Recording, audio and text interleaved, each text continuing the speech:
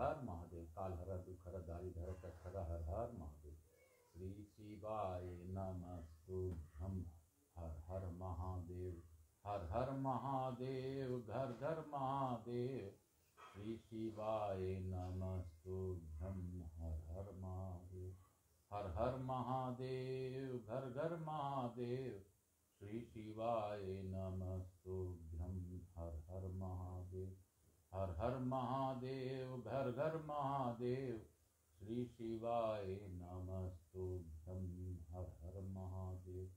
हर हर महादेव। घर घर महादेव। श्री शिवाय नमस्तुभ्यं। हर हर महादेव।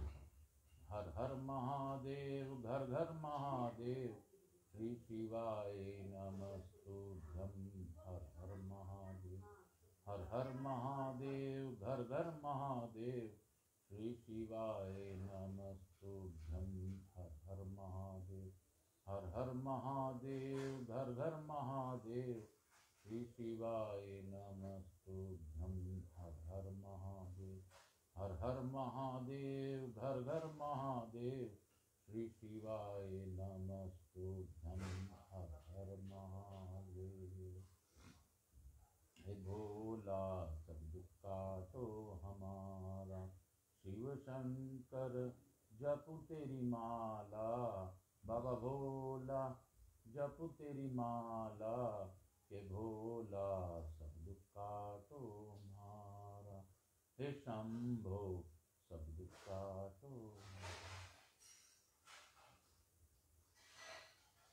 यहाँ पे खान देवता, वास्तु देवता, ग्राम देवता, क्षेत्रपाल देवता, मेरे कुल देवी सरस्वती माता, गणेश जी महाराज और हनुमान जी का आह्वान करते हुए आज की शिव महापुराण की कथा आगे की ओर बढ़ेगा। मेरे भोलेनाथ की दया से मैं आकाश कुमार राजगढ़िया, बंसल गोत्रोत्पन्नो हम, उमा शंकर नारायणी देवी राजगढ़िया का पुत्र, सांवरिया बाबा का शिष्य, सांवरिया बाबा से आदेश लेता हुआ गुरु आज्ञा प्राप्त कर आगे की कथा को प्रारंभ करता हूँ। मेरे भोले बाबा से प्रार्थना है कि जिस प्रकार वो चाहते हैं उस प्रकार मुझसे कथा कर ले, करवा लें और सुन लें। हे महादेव, मेरे में क्षमता नहीं है कि मैं कथा पढ़ भी सकूं, लेकिन आपका ही दिया हुआ यह मुख है, छजू है, आँख है और कान है, आपका ही दिया हुआ ज्ञान है। हे महादेव, जो कुछ भी नहीं जानता उसको भी आप सब कुछ बता देते हैं, उसको भी अपनी शक्ति से उसको समझा देते हैं। हे महादेव, मैं आपके शरण में जाकर पार्वती खंड के उपरांत चतुर्थ खंड में आज प्रवेश करते हुए आपको प्रणाम करता हूँ। शिव काशी शिव काशी शिव काशी, शिव काशी शिव काशी शिव काशी, शिव काशी शिव काशी शिव काशी, बोलो शिव काशी शिव काशी शिव काशी। हर हर महादेव। श्री शिव महापुराण द्वितीयायाम रुद्र संहितायाम चतुर्थ कुमार खंड अर्थ प्रथमो अध्याय। कैलाश पर भगवान शिव एवं पार्वती का विवाह। वंदना करने से जिनका मन प्रसन्न हो जाता है, जिन्हें प्रेम अत्यंत प्रिय है, जो सबको प्रेम प्रदान करने वाले हैं, स्वयं पूर्ण है, दूसरों की अभिलाषा को भी पूर्ण करते हैं, संपूर्ण की समसिद्धि ऐश्वर्य के एकमात्र स्थान है, स्वयं सत्य स्वरूप है, सत्य है, जिनका सत्तात्मक ऐश्वर्य त्रिकाल बधिक है, जो सत्य प्रिय एवं सबको सत्य प्रदान करने वाले हैं। हे ब्रह्मा, हे विष्णु, ब्रह्मा विष्णु जिनकी वंदना करते हैं और जो अपने कृपा से ही विग्रह धारण करते हैं, ऐसे नित्य शिव की हम वंदना करते हैं। बोलो शंकर भगवान की। नारद जी बोले, हे ब्रह्मा, लोक कल्याणकारी शंकर ने पार्वती से विवाह करने के पश्चात कैलाश जाकर क्या किया, उस वृत्तांत को हमें सुनाइए। जिस पुत्र के निर्मित आत्मा राम होते हुए भी उन्होंने पार्वती से विवाह किया, उन परमात्मा शिव को किस प्रकार पुत्र उत्पन्न हुआ। देवताओं का कल्याण करने वाले हे ब्रह्मांड, तारकासुर का वध किस प्रकार हुआ, मेरे ऊपर कृपा करके यह सारी बात विस्तार से कहिए। सूत जी बोले, नारद जी के इस प्रकार से वचन को सुनकर प्रजापति ब्रह्मा जी ने शिव जी का स्मरण कर प्रसन्न मन से कहा। ब्रह्मा जी बोले, हे नारद, चंद्रशेखर, भगवान शिव जी के चरित्र को बताता हूँ, आप सुने। मैं कार्तिकेय की उत्पत्ति की दिव्य कथा तथा उनका द्वारा दिए गए तारकासुर के वध का वृत्तांत भी करता हूँ। मैं जिस कथा को कह रहा हूँ उसे सुनिए। वह कथा समस्त पापों का विनष्ट करने वाली है, जिसे सुनकर निश्चय ही मनुष्य सभी प्रकार के पापों से मुक्त हो जाता है। यह आख्यान पाप रहित, गोपनीय, परम अद्भुत, पाप संताप को दूर करने वाला तथा सभी प्रकार के विघ्नों को निष्ट करने वाला है। यह सभी प्रकार के मंगलों का दाता, पुराणों का सारभूत अंश तथा सबके कानों को सुख प्रदान करने वाला, आनंद को बढ़ाने वाला, मोक्ष का बीज और कर्म मूल का विनाश करने वाला है। शिव जी शिवा से विवाह कर कैलाश पर आकर अत्यंत शोभित हुए और देवगणों के कार्य साधन का विचार करने लगे। उन्होंने तारकासुर के द्वारा दी गई अपनी भक्त जनों की पीड़ा के विषय में भी विचार किया। इधर शिव जी जब कैलाश पर पहुंचे तब उनके गण प्रसन्न होकर उनको नानाविध सुख प्रदान करने लगे। शिव जी के कैलाश पहुंचते ही महान उत्सव होने लगा। सब देवगण प्रसन्न मन होकर अपने अपने स्थान को चले गए। इसके बाद महादेव सदाशिव गिरी कन्या शिवा को साथ लेकर महादेवी मनोहर एवं निर्जन स्थान में चले गए। वहां उन्होंने रति को बढ़ाने वाली सैया का निर्माण कर उस पुष्प तथा चंदन से सुशोभित किया। उस अद्भुत मनोहर सैया के समीप नाना प्रकार के भोग सामग्री भी स्थापित कर दी। उस सैया पर मान देने वाले भगवान शंभु पार्वती के साथ देवताओं के वर्ष परिमाण के अनुसार 1000 वर्ष तक विहार करते रहे। भक्ति पार्वती के अंग के स्पर्श मात्र से भगवान सदाशिव लीला पूर्वक मूर्छित हो गए। भक्ति पार्वती भी भगवान शिव के स्पर्श से मूर्छित हो गई। इसका उन्हें दिन रात का ज्ञान नहीं रहा। हे अनद लोक धर्म का परिवर्तन करने वाले शिव जी के भोग में प्रवृत्त होने पर भी उन दोनों का लंबा समय भी क्षण मात्र के समान बीत गया। हे तात, तब एक समय इंद्र आदि सब देवता मेरु पर्वत पर एकत्र होकर विचार करने लगे।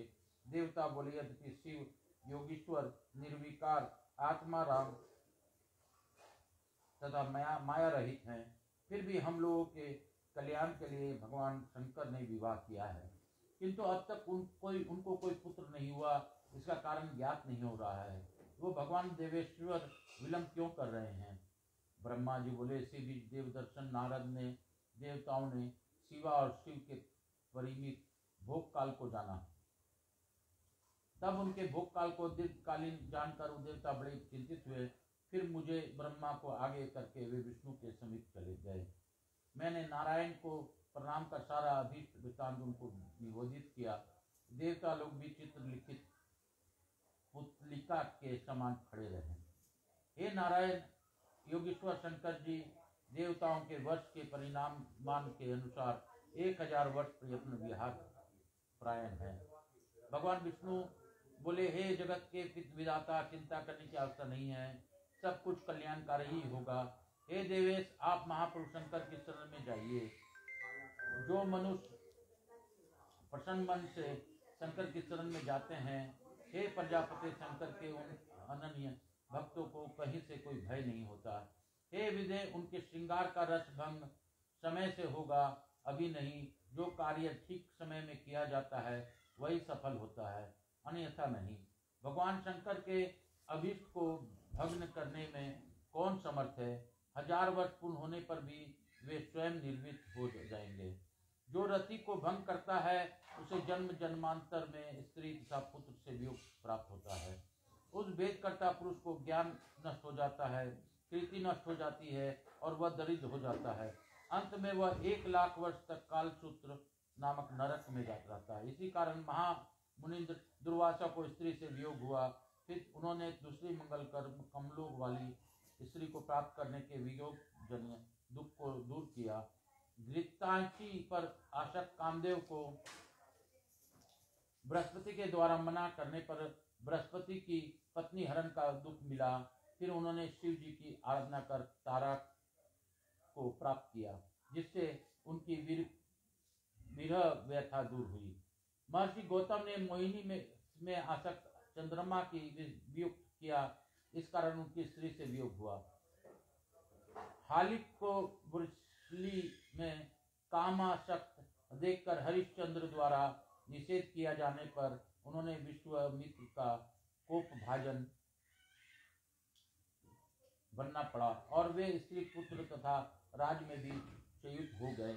फिर उन्होंने शिव आराधना कर इस कष्ट से छुटकारा प्राप्त किया।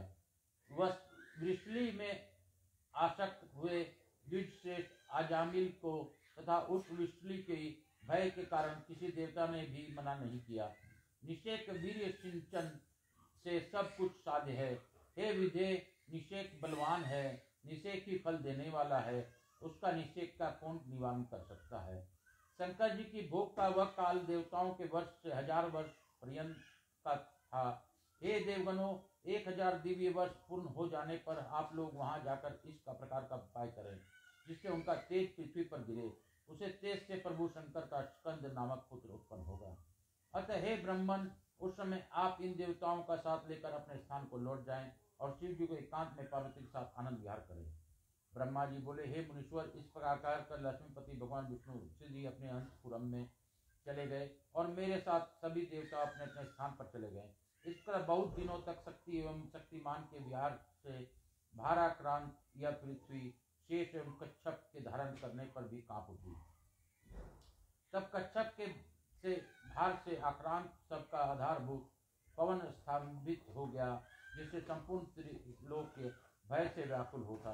फिर सभी देवता मेरे साथ भगवान विष्णु के शरण में गए और दुखी मन वाले उन्होंने उस वृत्तांत को भगवान विष्णु से निवेदित किया। देवता बोले, हे देवदेव, हे रमानाथ, हे सर्वरक्षण प्रभु, हम लोग भय से व्याकुलचित हैं, वो आपके शरण में आए हैं, आप हमारी रक्षा कीजिए। पता नहीं किस कारण से तीनों लोगों के प्राणभूत वायुदेव स्तंभित हो गए हैं तथा मुनि एवं देव गणों के सहित सारा चराचर लोक के व्याकुल हो गया है। ब्रह्मा जी बोले, हे मुनीश्वर, मेरे साथ गए हुए समस्त देवगण ऐसा कहकर मौन दुखी तथा दिन होकर भगवान विष्णु जी के आगे खड़े हो गए। इस बात को सुनकर हमें तथा सभी देवताओं के अपने साथ लेकर भगवान विष्णु बड़ी शिष्टता से शिव के प्रिय कैलाश पर्वत पर गए।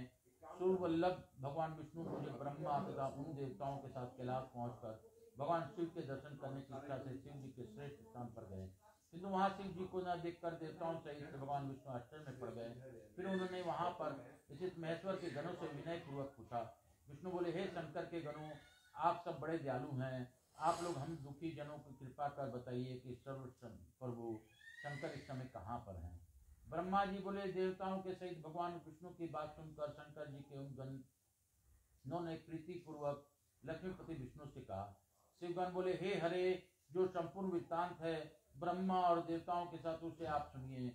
भगवान शिव में प्रेम के कारण हम यथार्थ रूप में कहते हैं। विविध प्रकार की लीलाओं में प्रांगत देवादिदेव महादेव शिव हम लोगों को यहाँ स्थापित करके अत्यंत स्नेह पूर्वक भगवती पार्वती के आवास स्थान पर गए। हे लक्ष्मीपति, उस गृह के भीतर उन्हें बहुत वर्ष व्यतीत हो गए हैं। वहाँ महेश्वर शंभु क्या कर रहे हैं, इस बात को हम नहीं जानते हैं। ब्रह्मा जी बोले, हे मुनि श्रेष्ठ, आपकी बातों को सुनकर मेरा तथा देवगणों के साथ विष्णु आश्चर्यचकित हो गए और शिव जी के द्वार पर गए। हे मुनि श्रेष्ठ, वहां देवताओं मुझ ब्रह्मा के साथ जाकर देवताओं के प्रिय भगवान श्री हरि ने ऊंचे स्वर में आर्क वाणी में अत्यंत प्रेम पूर्वक वहां स्थित सर्वलोकेश्वर भगवान शिव की स्तुति की। विष्णु बोले, हे महादेव, हे परमेश्वर, आप गृह के भीतर क्या कर रहे हैं? तारकासुर से पीड़ित आपकी शरण में आए हुए हम सभी देवताओं की रक्षा कीजिए। हे मुनीश्वर, इस प्रकार मुझ ब्रह्मा तथा देवताओं के सहित विष्णु ने शिव की अनेक प्रकार से स्तुति की। उस समय तारकासुर से पीड़ित देवताओं सहित श्री हरि अत्यंत विलाप करके रोने लगे।